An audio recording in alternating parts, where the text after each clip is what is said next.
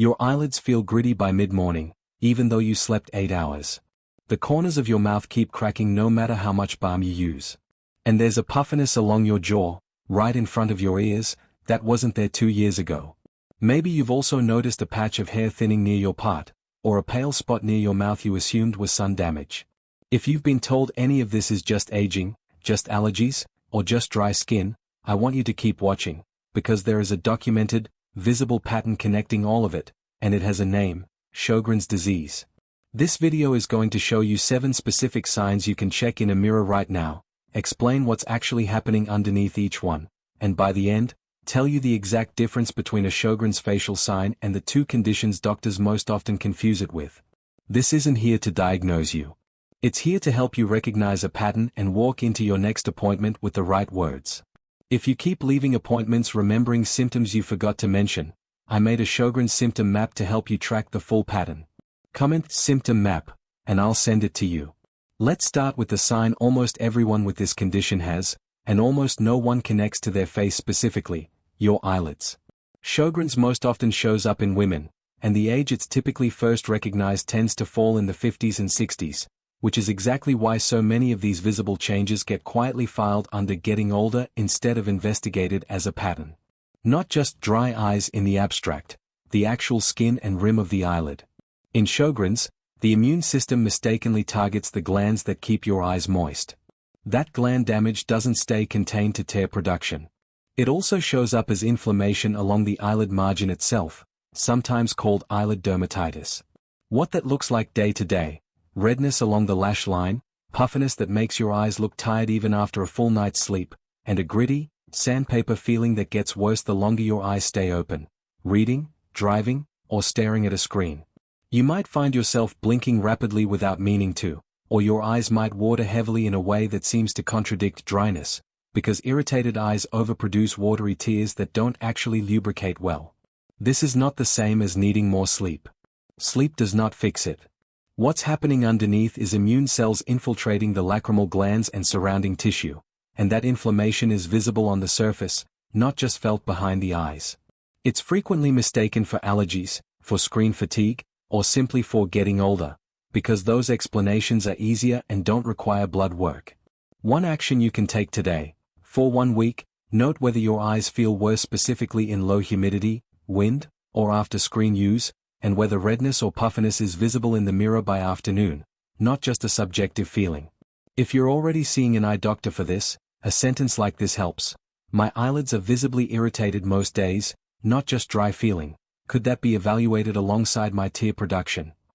There's also a specific eyelid detail worth mentioning if it applies to you: small, visible blood vessels along the lid margin, or a sensation that your eyelids feel greasy or crusted rather than simply dry. That pattern points toward the oil-producing glands along your lash line, not just your tear glands, being affected too, a related but distinct piece of the same picture, and one your eye doctor will want to know about separately, because it changes what's recommended. That distinction matters, because the next sign builds directly on this one: the redness doesn't always stay at the eyes. Sign number 6 lives at the corners of your mouth, and it's one of the most commonly dismissed findings in this entire condition: angular cheilitis. That's the medical term for cracking, redness, or small painful fissures right where your upper and lower lip meet at each corner. It happens because saliva, which normally keeps that area moist and helps control the yeast and bacteria that live there, is reduced. Less saliva means the corners of the mouth dry out, crack, and become more vulnerable to minor infection, which is why the cracks can linger for weeks instead of healing the way an ordinary chapped lip crack would. Day to day, this is the sign that changes small things you don't expect: smiling wide enough for it to hurt, eating anything acidic or salty and feeling it sting immediately, or avoiding certain foods at a family dinner because you know they'll irritate the corners of your mouth. Most people try lip balm first, and when that doesn't work, they assume it's a vitamin deficiency or simply chapped lip season. Chapped lips heal within days with balm. Angular cheilitis tied to reduced saliva tends to recur in the same spot, over and over, regardless of the weather, and it can also make you more prone to a mouth yeast infection called oral thrush, because saliva normally helps keep yeast and bacteria in check. One useful thing to track: does it keep coming back in the exact same location, and does it correlate with how dry your mouth has felt that week? If it does, That's worth saying out loud at your next dental or medical visit. These cracks keep recurring in the same spot and don't fully heal with balm. Could that be related to saliva production? Dentists notice this constantly and are often the first to flag it, which is exactly why it belongs on a list of things you can literally see in the mirror. If any of what we've covered so far already sounds like your own mirror, type "not imagined" in the comments, because the next sign is the one most often mistaken for a swollen lymph node or a dental infection, and the timing detail behind it changes everything. Now here's the sign I want you to pay close attention to, sign number 5, because it's the one most frequently mistaken for something else entirely, and getting the timing right on this one can save you an unnecessary round of antibiotics. Swelling along your jawline, specifically in front of your ears and behind the angle of your jaw. That's where your parotid glands sit, the largest salivary glands in your body, and in Sjögren's, they can become inflamed and visibly enlarged. This is documented clearly in Sjögren's literature from major medical centers and appears in a meaningful share of patients, sometimes on one side, sometimes on both. Here's the detail almost no general symptom list mentions. This swelling classically gets worse while you're eating and gradually eases afterward, because chewing signals the gland to produce saliva, and an inflamed gland responds to that demand with swelling and discomfort. That single detail, swelling that flares specifically around meals, is one of the clearest ways to tell it apart from a swollen lymph node from a cold, which doesn't respond to eating, or a dental abscess, which usually comes with fever and severe localized pain. Day to day, this can mean avoiding certain foods that require a lot of chewing, feeling self-conscious about visible asymmetry in your jawline in photos or on a video call, or dreading a meal out because you already know your face will look and feel different by the time you're done. If you notice this pattern, here's the exact appointment sentence to use: I have swelling near my jaw and ears that gets worse specifically when I eat. Is that consistent with a salivary gland cause rather than an infection? That question alone can steer your evaluation in a much more useful direction than "my face is swollen," which gets treated as a dental problem by default.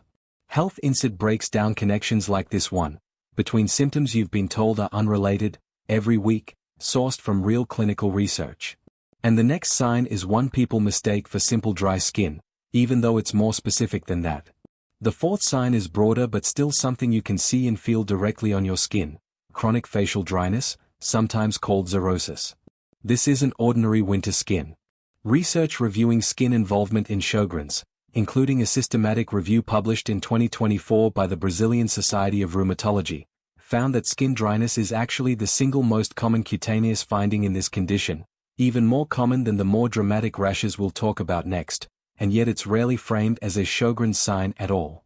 It's just filed under dry skin, and most people reach for a richer moisturizer and move on. What separates this from ordinary dryness is persistence. It doesn't respond the way you'd expect to a good moisturizer. It tends to be present across the whole face rather than in one dry patch, and it often shows up alongside the eye and mouth symptoms rather than on its own.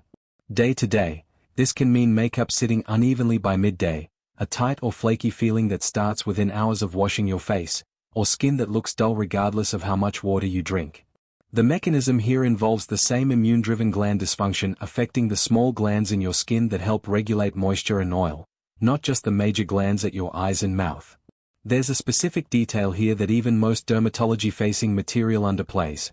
Some research on Sjögren's has looked specifically at sweat gland function, not just oil and moisture glands, and found that the sweat response itself can be blunted in Sjögren's, at both the gland and the nerve signal level, which may help explain why some people with this condition also notice they don't sweat normally on the face in heat, alongside the dryness. One helpful thing to document: whether your facial dryness improved when you were on a Sjögren's appropriate treatment for dry eyes or dry mouth, if you've started one, because dryness that tracks together across your eyes, mouth, and skin is a more specific pattern than dryness in any one place alone. But dryness isn't the only thing that shows up on the surface. The next two signs are less commonly talked about, and they're not about moisture at all, they're about pigment and hair. Sign number 3 is patchy hair loss, specifically along the hairline or through the eyebrows, known medically as alopecia areata. This isn't the gradual, all-over thinning many women expect with age or hormone changes. It shows up as distinct, often coin-shaped patches where hair simply stops growing, sometimes overnight in the way it's noticed. Underneath, it's the same underlying process as the rest of this list: immune cells mistakenly targeting a part of the body that should have been left alone, in this case, the hair follicle itself instead of a moisture-producing gland.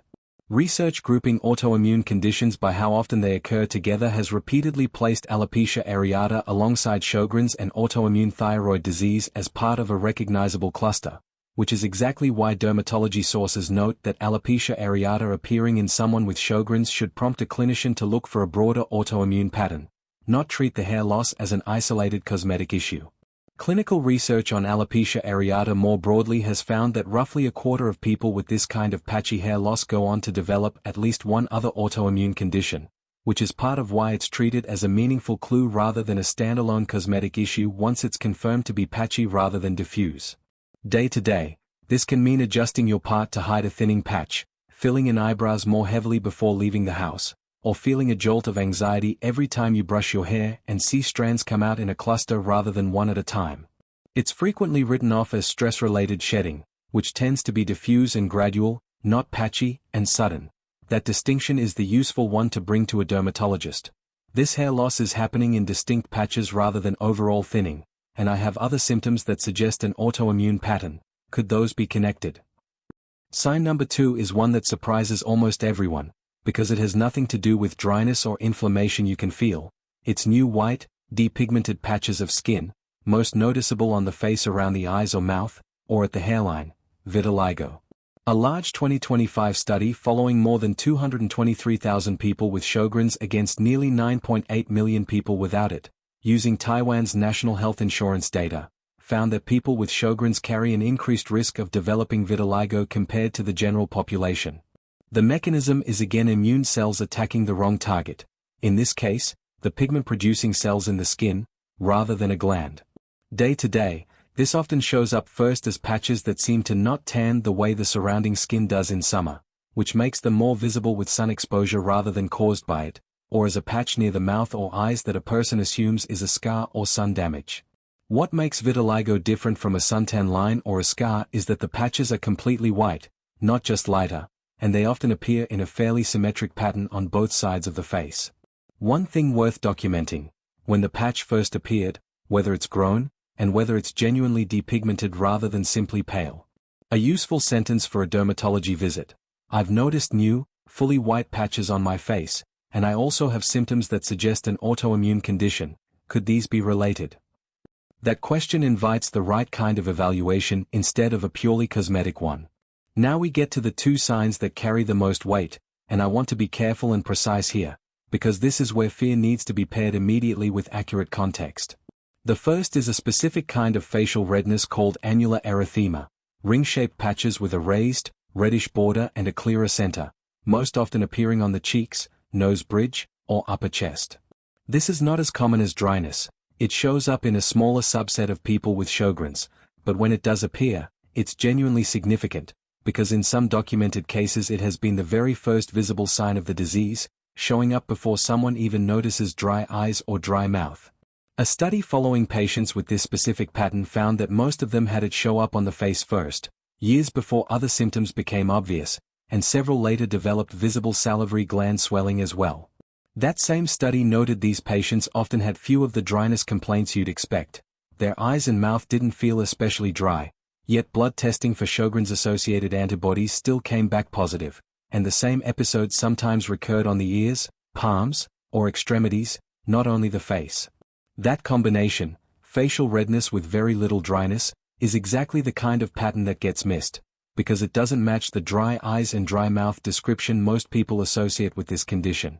If you've ever had a facial rash dismissed as just rosacea flaring again, and it kept coming back in ring-like patches rather than solid redness across your cheeks, that pattern is worth documenting with photos and dates, because rosacea typically doesn't form clean rings with a paler center.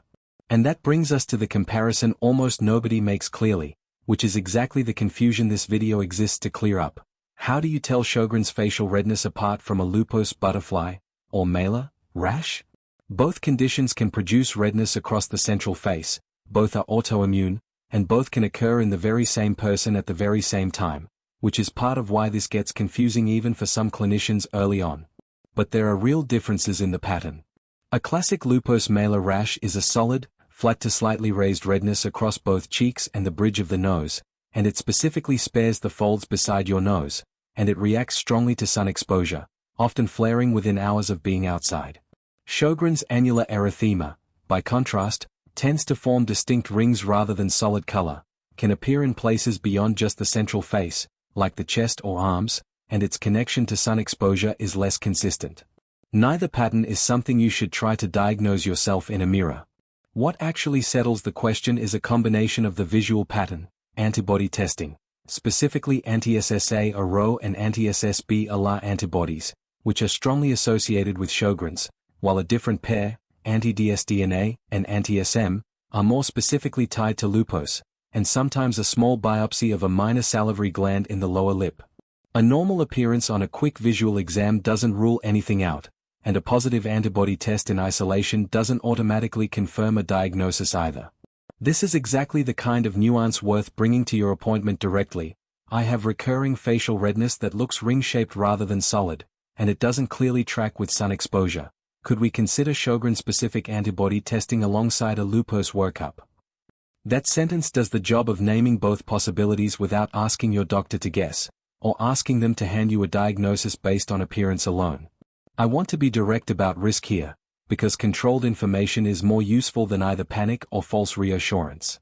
Facial skin involvement in Sjögren's is real and documented, but severe or dangerous skin complications, things like widespread vasculitis affecting blood vessels throughout the body, which usually shows up first as small purple or reddish spots on the lower legs rather than the face, are uncommon, and having dry skin or occasional redness does not mean you are heading toward one of those rarer outcomes. It's worth knowing that vasculitis exists as part of the fuller Sjögren's picture, mainly so that new spots on your legs don't get dismissed as just bruising easily, but it is a separate finding from anything we've covered today, and most people with facial dryness, swelling, or redness will never develop it. What research consistently shows is something more useful and less frightening. Skin findings, even mild ones, are a signal worth documenting and discussing, because they can appear early, sometimes years before other symptoms, and recognizing them early supports faster, more accurate evaluation rather than years of being told it's just rosacea or just aging. So here's what recognition actually changes for you. It doesn't promise a cure, and it doesn't mean every symptom disappears once you have a name for it. What it does mean is that instead of walking into 4 different appointments with 4 disconnected complaints, dry eyelids to your eye doctor, cracked lips to your dentist, jaw swelling treated as a cold, and facial redness treated as rosacea, you can walk in with one connected pattern and the specific language to describe it. That alone tends to shorten the path to the right specialist, the right antibody panel, and the right monitoring plan.